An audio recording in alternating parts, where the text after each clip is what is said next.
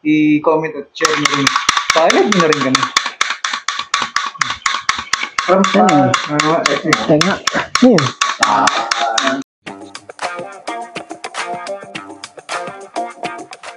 What's up, mga ka-timers? Nandito na naman kami. Kapalitan natin. Oops! Timers muna. Ako nga pala si Donnie. Kasama ko ulit si Ram. Samahan nyo kami sa palabas na to upang talakayin natin ang panahon kung saan ginugunita natin yung tinatawag na Halloween Special. Mula sa Halloween Special, kung ano mga ginagawa natin, araw ng mga patay, araw ng mga kaluluwa.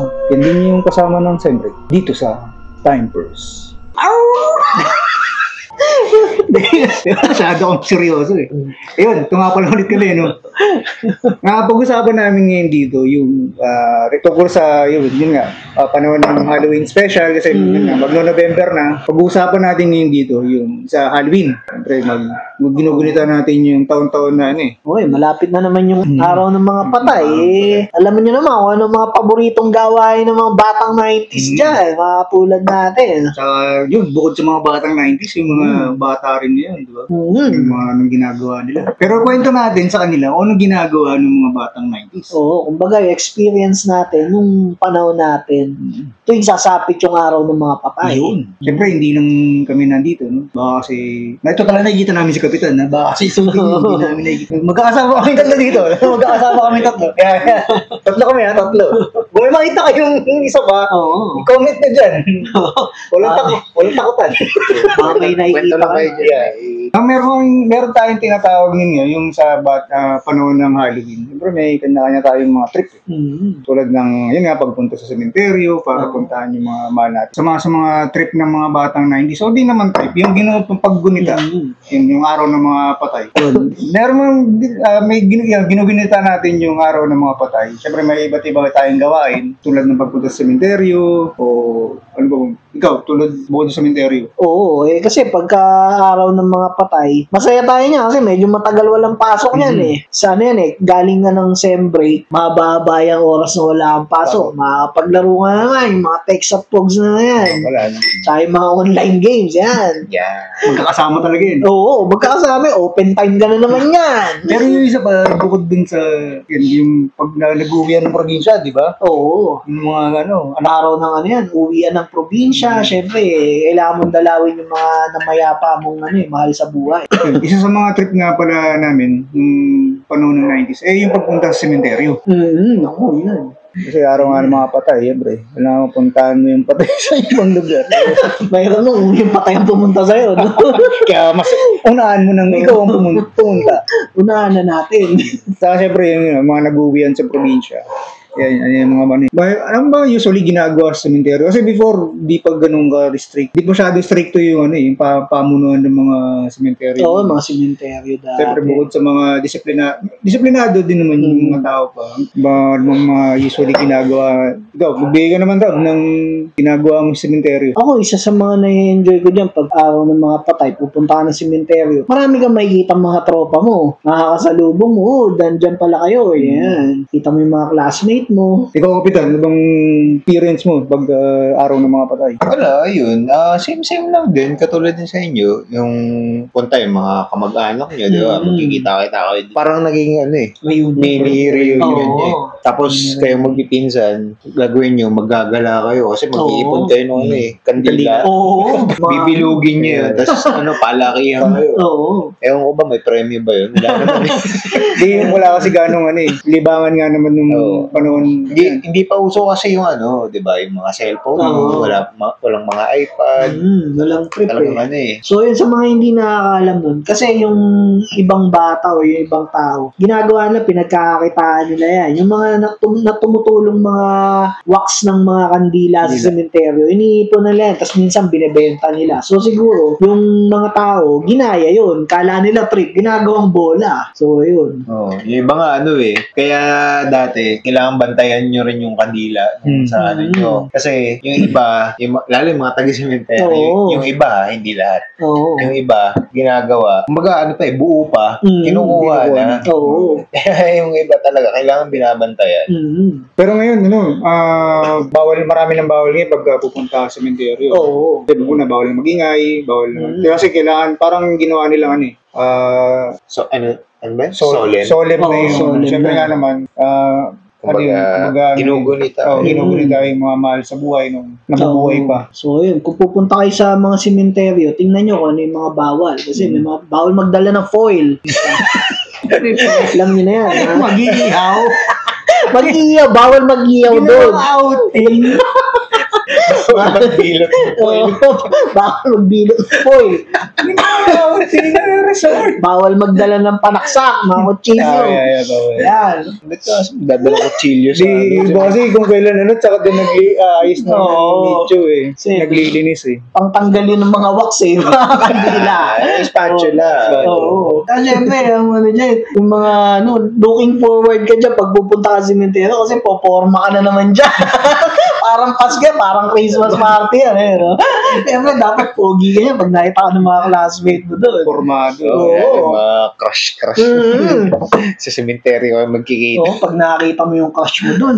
Yun, bukod nga pala sa pagpunta natin sa cemetery, dyan din yung uso yung takutan. Yan ang di mo wala dyan. Pag-ahon ng mga patay. Wala pang gadget nun, wala pang cellphone. Talagang mag-uusap kayo. Kwentuhan talaga mga experience. Tsaka wala pang Wikipedia nun, Wala. Di mo pa makikita, is aswang real? Walang ganun-ganun GPT. Believe at your own risk yun. Bahala ka, maniniwala ka o hindi. Pag kinuwentohan ka ng kalaro mo o mas nakakatanda sa'yo, nakakita ako dun, syempre, pag malikot ang isip mo, mapapaisip ka kasi yung panahon, yung mga 90s time, mapapansin nyo sa mga bahay, may mga buntot pagi. Tsaka palaspas, Talagang yun yung mga pangontra sa aswang. Ayun talaga yung mga panahon ng takutan Ahaw ng patay. Pero di ba kumalat din yung kwento nung about sa aswang sa iba't ibang part ng Philippines. Tapos, meron pang time na nakarating ng Manila. Sa Manila, nabalita ako. Naalala niyo. Kasi kahit kami nun, meron kaming buntot pagi sa bahay. Nakutukutan ko nung bata ako nun, brownout. Brownout, Panahon ni FBR, puro brownout yan. Kung makakandaan nyo, puro brownout. Kasi mainit. So, maraming iba't ibang klaseng tako yan. Yung white lady, yung mga nuno sa bunso, duwende. Basta marami, tikbalang, daming supernatural. Kaya nung panahon na yun, talagang di mo alam kung ano nga ba itsura. Kasi wala ka namang pagtitingnan na reference. Basta sasabihin lang nila, pangit itsura, nakakatakot itsura. Hindi mo naman ma-imagine. Pero, yun nga, magkakaroon ka ng basis kasi merong mga palabas gaya noon yun nga yung Magandang Gabi Bayan. Magandang Gabi Bayan, mga nanood niyan. The best yan. Yung mga inaabangan dati. Talagang kahit sobrang nakakatakot siya, inaabangan ko dati yun kahit nakakatakot talaga. Yung sound effects pa lang, intro pa lang ni Kabayan. Salita pa lang yan. Pero mo, bata ka, wala namang cellphone pag nanood ka ng Magandang Gabi Bayan. Tapos bigla kang uutusan. Naku, patay tayo dyan. Gabi pa yun. Pero yun yung kagandahan dati kasi wala namang means para mag-research ka. Wala namang Google nun. Magbabase ka lang talaga sa kwento ng mga tropa mo kwento ng matatanda. So yun yung paniniwalaan mo. Hindi mo rin naman masasabi kung totoo yun o hindi. Tapos malikot pa isip mo. Talagang paniniwalaan mo kung ano nakikita mo sa TV. Tatakot ko talaga ng sobra Hindi pa uso mga debunk nun Kahit yung pag pinanood mo ngayon, yung mga lumang video, yung ngayon, matatawa ka na lang kasi yung mga effects. Pero yung time na dati, talagang matatakot ka. Sobrang nakakatakot yun. Parang ayaw mo munod mag-isa. Kasi parang ang simple lang naman ng buhay natin dati. Isipin mo, wala kang means para mag-research. Tapos yung napapanood mo, wala namang mga effects yun. Minsan nakakalain mo, totoo yun. Hindi katulad ngayon, yung mga horror movies ngayon, dinadaan sa effects. Paano ka matatakot nun? Ano ba nun? Yung sabi lang, yung fake news ba yan? Walang ganun nun. Walang ganun. Basta pag nagkwento yung sa mas matatanda. Totoo yun. Oo, yun. Dahil mas nauna sila sa Pag marami pare-parehas sa pare-parehas kwento. Wala pang internet nun, di ba? Siyempre, makapaisip ka, bakit ganun yung kwento nito? Hindi naman magkapit ba ito? Tsaka malayo yun So parang lumalabas sa totoo na rin. Oo, totoo na rin siya. Yun. Kayo, baka may mga kwento rin kayong ganyan. Kwento nyo rin sa amin. Pwede nyo yan i-comment dyan. Kayo ba, meron kayong mga kwentong ganyan? May na-experience ka na ba? Kaming tatlo, hindi namin alam kung ngayon lang kami nag-usap ng ganito. Kung meron ba sa amin dito may third eye, wala kami idea. Oo nga, no? Ikaw, Ram, nakakita ka na ba? Kwento lang nung bata daw ako. Pero nung tumanda na ako, parang wala naman na. Siguro, Pero anong kwento? Ano ba yung sa'yo? Nung bata ako, ang kinikwento kasi ng mga tita ko, ng mga lola ko, ng airmats ko, lagi raw ako merong kinakausap na sa bahay namin, So, lagi raw ako merong kinakausap na matanda, tapos may isang beses pa sinasama daw ako. So, mga kwento-kwento. So, matanda na ako. Di ko alam kung totoo yun. Pwedeng totoo, pwedeng hindi. Ngayon matanda ka na, ikaw na yung nagsasama ng mga bata. Nag-aaya. Ako, personally, wala. Wala eh. Wala. Pero ko lang, kasi may narinig lang ako, sabi kasi parang kung kung kakampi ka, hindi ka hindi ka gagalawin. So feeling ko kakampi ko na.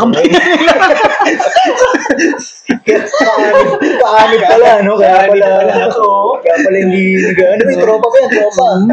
Pero kung kwento ng iba, marami ko naririnig. Lalo, may pinapakinggan kasi ako iba't ibang channel sa YouTube mga horror. So, yun. Iba't ibang kwento, mga aswang, mga engkanto. Basta supernatural.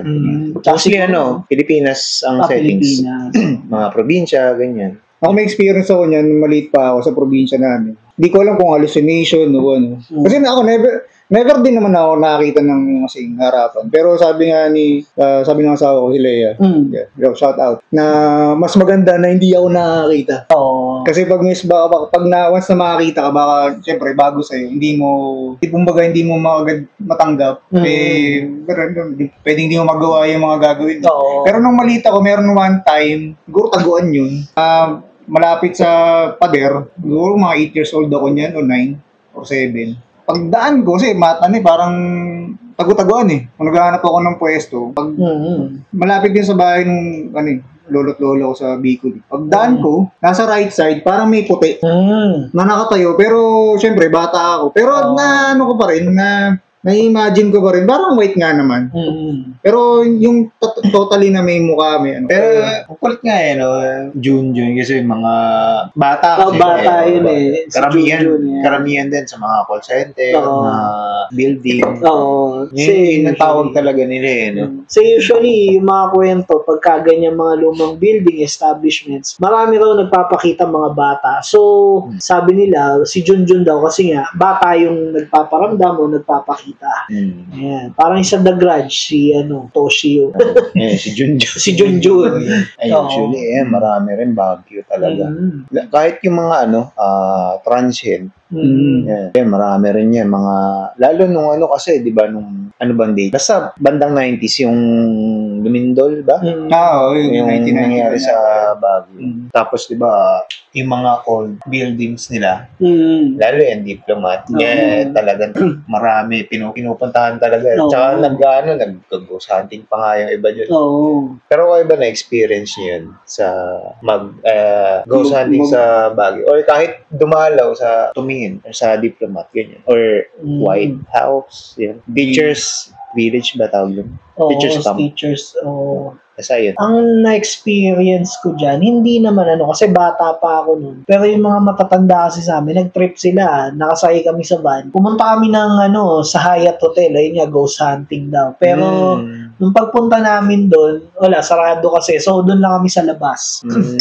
Hindi kami nakapasok talaga. Ako sa White House ba tawag? White House, sa Baguio. Yun. Yung time na yun, wala. Kasi nga, nagkakaanib ako eh. Hindi, pero one time sa yung Federasyon! Yung talaga mami. wala naman kaming na-experience na kakaiba. Meron lang pala yung unang room na binigay sa amin. Meron dong creepy vibes lang. Kasi yung pintura, alam mo yung may tumulong dugo sa pader. Ganun yung forma. Tapos kulay itim. sabi ko kay Piket nun, palipat tayo. Nagpalipat kayo kwarto. Oo, nagpalipat kami. Lipat kami sa katabing kwarto. Pero wala namang something. Okay naman siya. Ayun, baka may mga bukod dun sa may experience natin. May mga palabas ka ba mga pinapanood nun o ngayon? Mga horror? Mahilig ka ba sa katatakutan? Hindi. Tsaka kung tayo, nagkikwento tayo. Kung may kwento rin sila, baka kwento nyo rin yan dito. I-comment nyo lang. Ako, napapansin ko, bumibigat na yung dalawang balikat ko. Parang dapat yata, hindi na ako nagkwento. Ako rin nangangalay ako eh. Nasandal ako. Medyo bumibigat yung dalawang balikat. Baka may alam mo sa shatter. Kasi, siyempre, gantang medyo matandaan. Siyempre, naghanap minsan ng panoorin na, yun, nakakatakot. Yung mga palabas. Akala ko gusto mong magmasahe sa'yo. Yun. May mga, tulad niya, may pinapanood ako dati na, Hindi, tsaka kasi, pagkaroon ng patay, ang isa talaga abangan mo dyan, yung mga palabas. Lahat yan, horror. Tulad yan, yung sa atin, yung mga shake, rattle, and roll. Yan, ako. Mga Janice. Nung maganda pa yung shake, rattle, and roll, Undin, wag. Yung mga nakakatakot pa. Yung Undin, naalala ko dati talagang natakot din talaga mga time na yun. Yung parang ngayon, skibidi toilet yata. Skibidi toilet pala, no?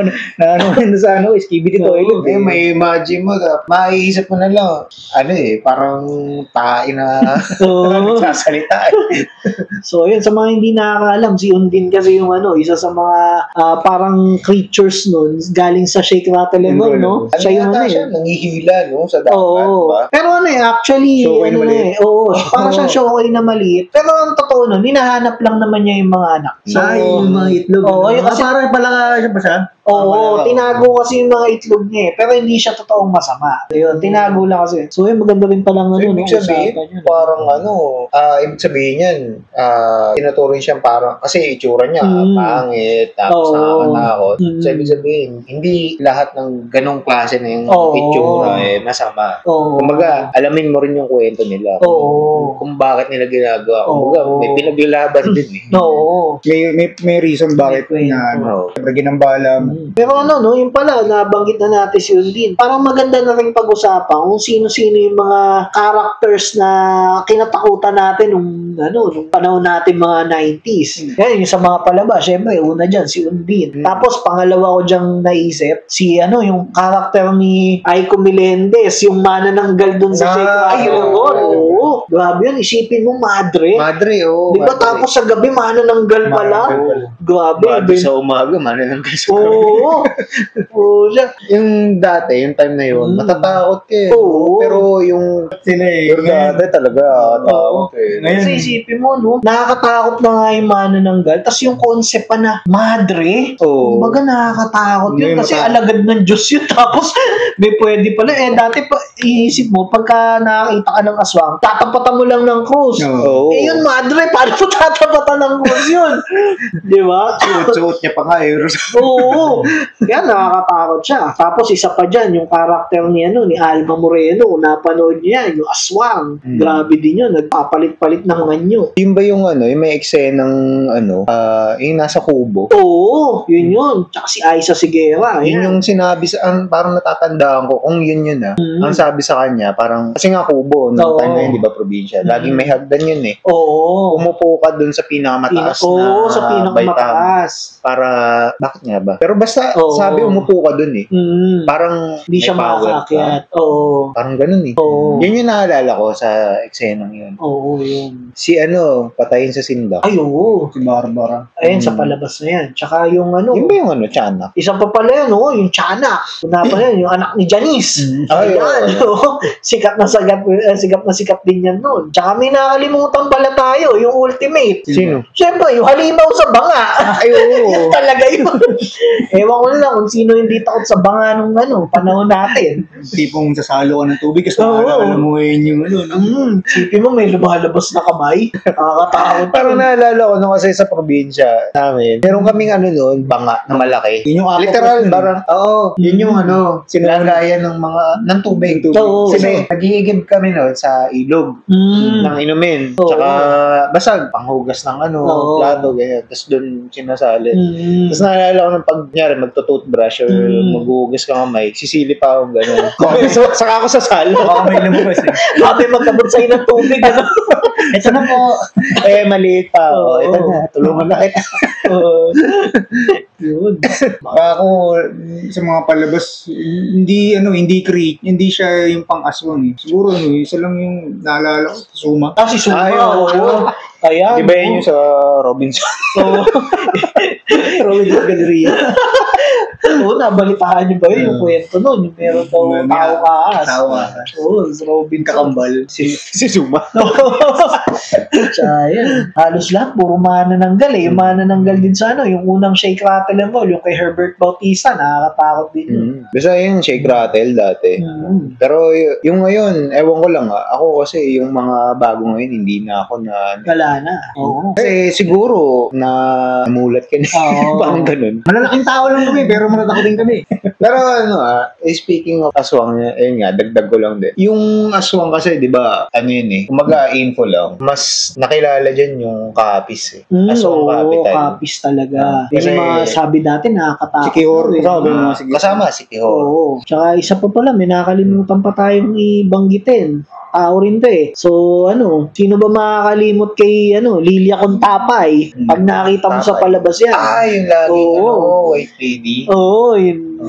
Hey, speaking of Contapay nga, nabanggit mo. Diba sikat din dati yung mga, white lady sa Balete Drive. Oo, yan. Oo nga pala. Tapos yung mga, may maririnig ka na lang na umiiyak. Oo. Anyway, alam niyo kasi yung, nagpakamat, speaking of, yung araw ng patay, dagdag ko lang din na nagsimula yan kasi matagal ni.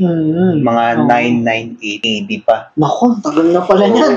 Matagal na. Kasi ang nun, kumbaga, gaya pa rin ng ginagawa ngayon na parang paggunita sa yumao, sa kaluluwa. Yun yung kumbaga celebration yung term nung iba eh. Sa bandang sabi dito sa Bible. Sa Bible. Wala yan sa France. Tapos kumalat.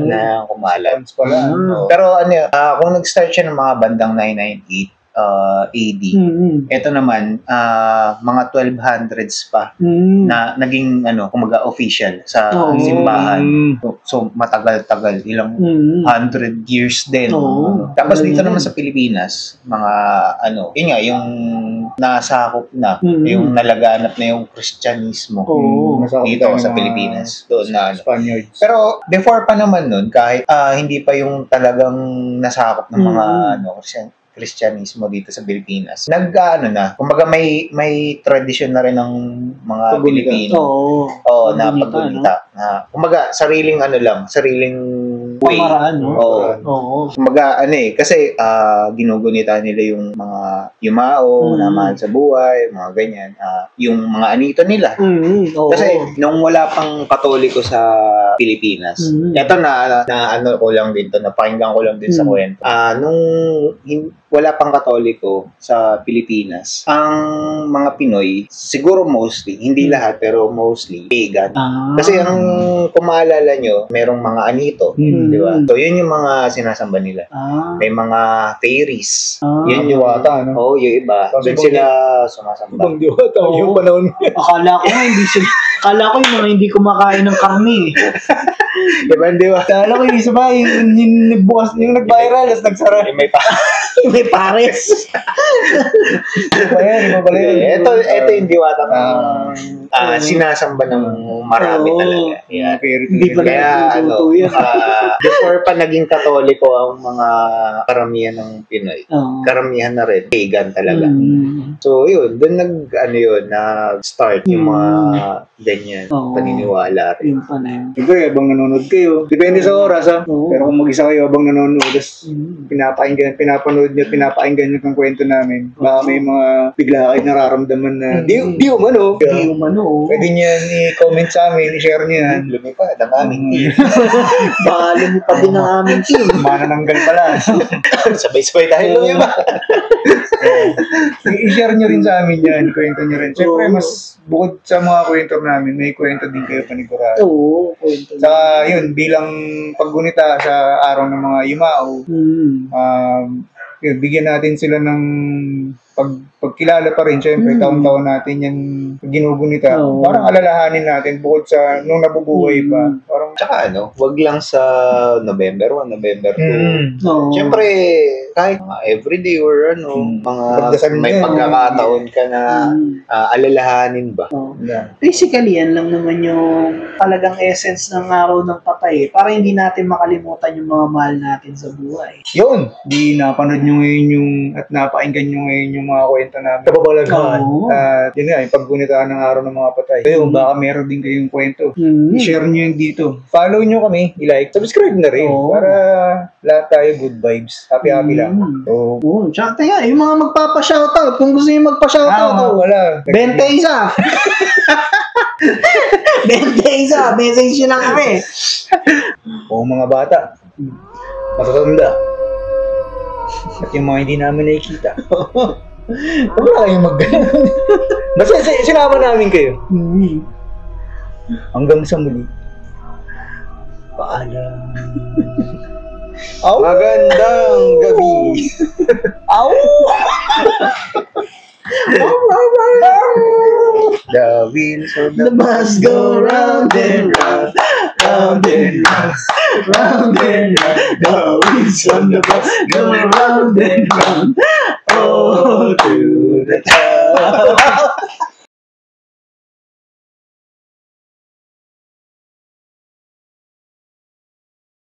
Yun, mga timers, no? Narinig nyo ulit kami at napanood dito sa segment namin na Katakutan.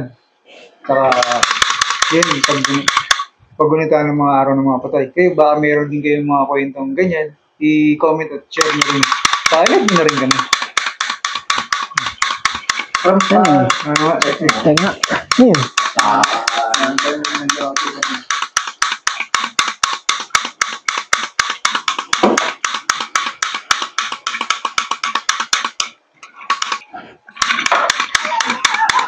Uy, ikaw lang pala yun, Dad. Sorry. My bad. Nanood ako